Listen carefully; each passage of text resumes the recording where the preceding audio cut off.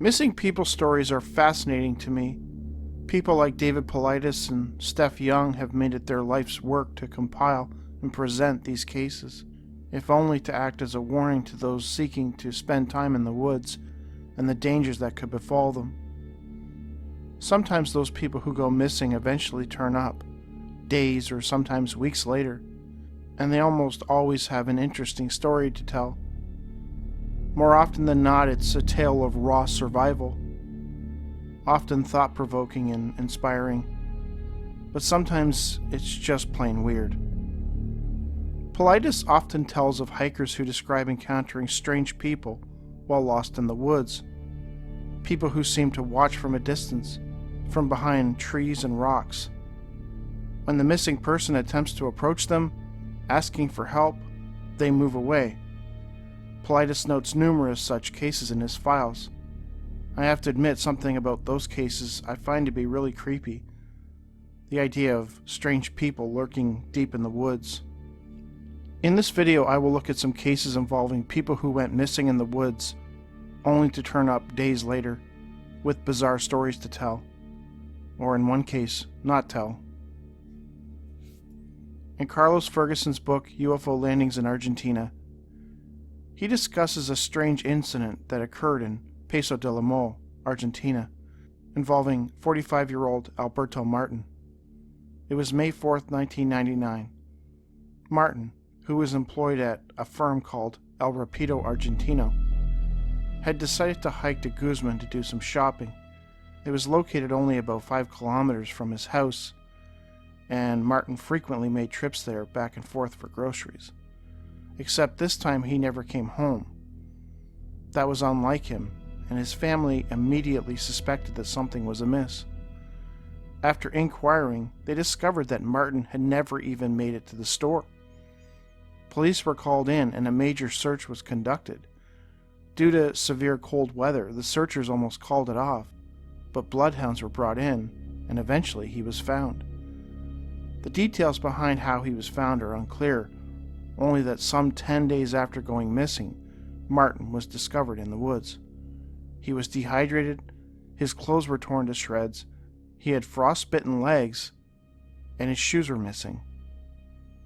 When asked where he had been, Martin could only recall certain details that seemed so outlandish that they would almost be regarded as nonsense if not for Martin's stellar reputation in the community.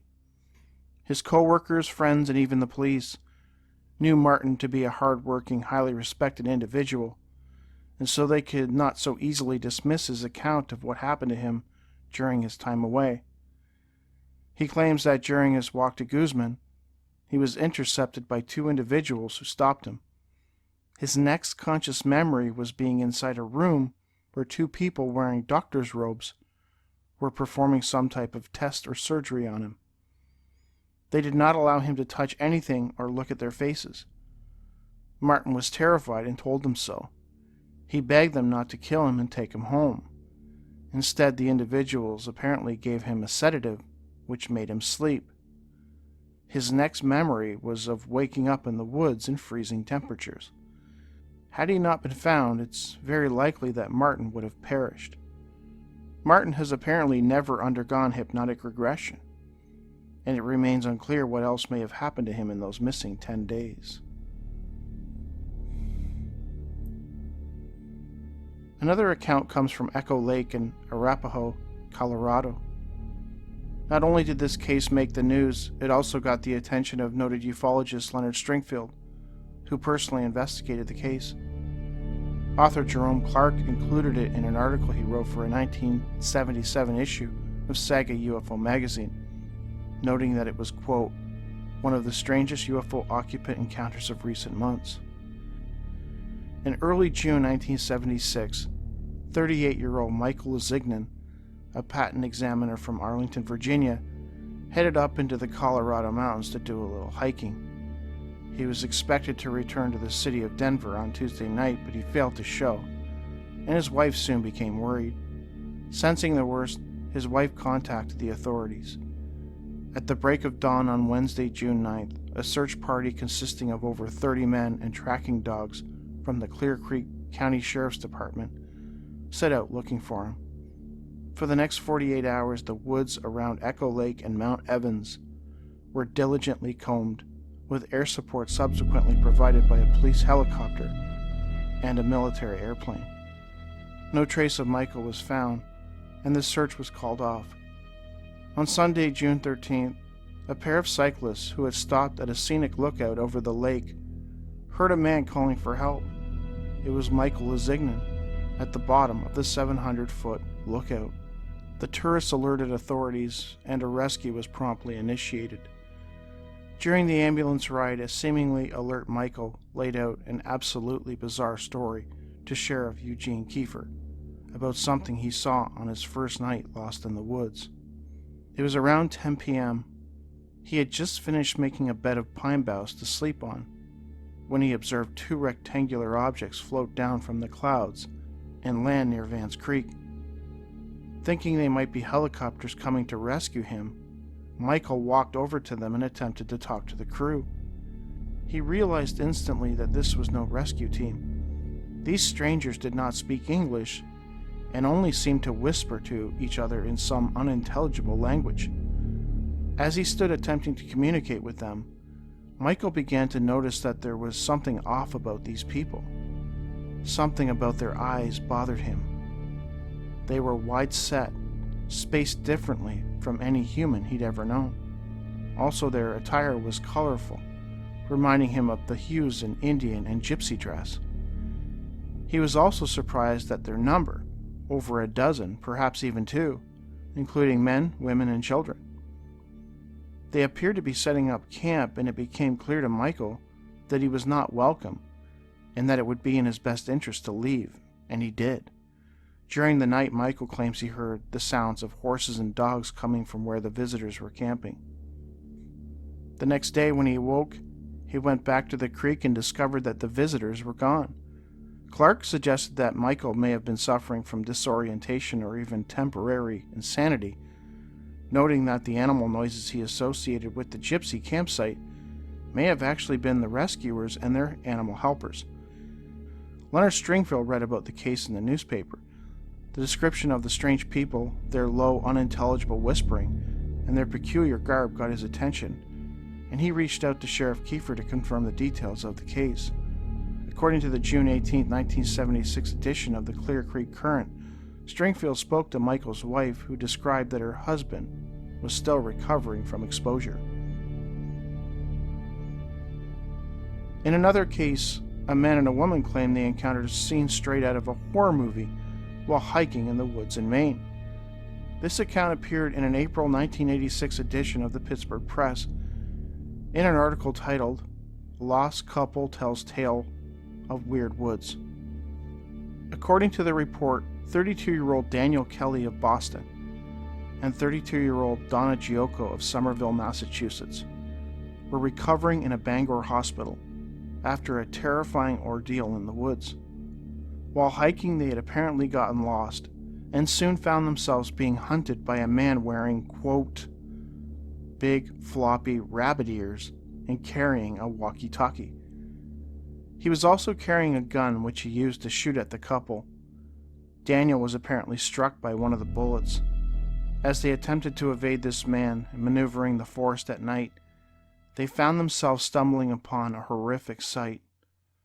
There were dead animals all over the place, Donna told police. Even stranger, Donna claimed there were people in the woods. They supposedly found people laying in the woods, laying on sheets, and hanging upside down in the trees, related State Police Corporal Paul Davis. The two were discovered on Sunday, March 30th by an ice fisherman who saw them sitting beside an isolated road on the outskirts of the woods. Donna was not wearing any shoes or socks when she was found.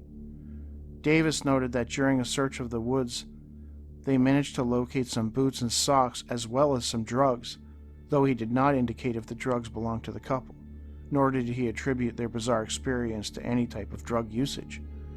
The fact that Daniel Kelly had been shot by somebody and no gun was found on the scene indicated that something bizarre indeed occurred in those woods.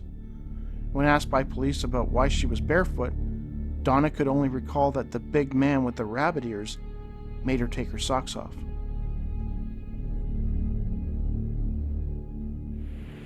I don't know what to think of this case. It's just so strange. I know David Paulides has discussed certain cases, and of all the cases that are in the Missing 411 books, the ones I find to be the most interesting are these cases where people describe being lost in the woods, middle of nowhere, deep in the woods, and there's these strange people that seem to be watching them. And every time they, try to go towards them, they sort of like run away or back up. So those kinds of cases I really find interesting. And this sort of kind of like lines up with that. You have this weird, these couple who get lost, and then they encounter these weird people, and this weird guy dressed in a bunny outfit, or a bunny mask or whatever, and people are hanging in trees, and it's weird. They do mention that police found drugs on, their belongings, I guess. But it doesn't say what kind of drugs. It could be anything. It could be prescription drugs. It could be hallucinogens. I don't know. But the fact of the matter is, somebody, the witness, was being treated for a gunshot. So somebody shot either shot at these people or shot this guy. So there is that aspect to it. But who knows? I mean, I tried to find more details about this case, and I couldn't really find anything other than the fact that this happened. I found a listing for, I think, one of the people involved in this case had actually passed away. So I was able to find that, but I wasn't really able to find anything else. So it's another just a weird case. In this final case I want to discuss, it's not so much what the witness said at the time of her discovery, but what the searchers found while they were looking for her that makes this case stand out to me. In an article titled "Why She Can't Talk About the Horror on the Marsh," Derek Ward wrote in Overseas News about the very strange things searchers found while hunting for a missing woman. It was March 1978, just after daybreak. 31-year-old Claudette Chouzon rode out from her farm deep in the heart of the wild Carmagou marshes in southern France. She was riding her favorite horse, Lucky, and was leading a spare horse, Tommy, while her dog Spot trotted alongside. She intended on touring the woods around her property, and she estimated she would be gone for 2 days. When she failed to arrive back home on the morning of the third day, her mother became worried and began asking the neighboring farmers if they would assist her in organizing a search. Later that day, a party of 30 mounted men rode out to try and pick up her trail. Their first discovery came a day later. Beside a strand of trees, several miles to the north of Claudette's farm, they found her horse, Lucky. It was dead, and its body had been savagely ripped open. Sadly, there was no sign of Claudette. The next day, the other horse, Tommy, was found a few miles further on. According to the report, it bore no injuries, yet was very frightened and hardly able to walk. There was still no sign of Claudette, and the searchers began to wonder if whoever killed the horse had also killed her and buried her body. The police were called in, and soon officers joined the farmers, combing the lonely trails of the area for any sign of Claudette. It was not until the 5th day that they came across another strange clue. In a burned-out glade, about 100 miles from her farm, they found some of her clothing. The next day passed without anything being sighted, but on the afternoon of the 7th day, a woman telephoned the police to say that she had seen a strange girl near Rhodes. It was Claudette. The police found her sitting on the ground covered in mud, not moving, unable to speak, and apparently numb with shock. Her dog Spot was laying beside her, seemingly hungry and exhausted. The officers theorized that Claudette had been attacked and sexually assaulted. However, a thorough examination at the hospital revealed otherwise. According to the doctors, there was nothing to indicate that she had been physically assaulted at all. The police had to wonder what could have happened to turn a smart, sensible young woman into a near zombie. The police chief for the area, Commissioner Jean Denard, said, "We have no idea what happened to her or her horse Lucky, or what frightened the other horse. But something went on out there. The wounds on the dead horse were horrific, but it was not attacked by an animal, for there are no claw or bite marks. And we do not have an explanation for the burned-out glade, where we found some of her clothing. She was confronted with something outside of her experience."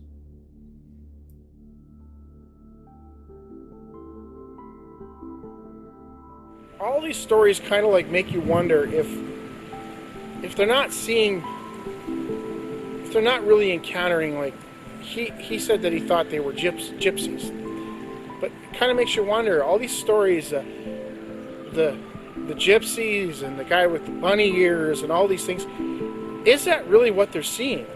Are they really encountering? Did they really encounter a guy with bunny ears? Did they really encounter gypsies? Did that guy really encounter gypsies?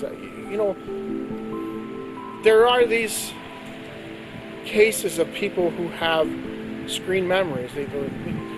They see, instead of seeing a gray alien with large eyes, they see owls.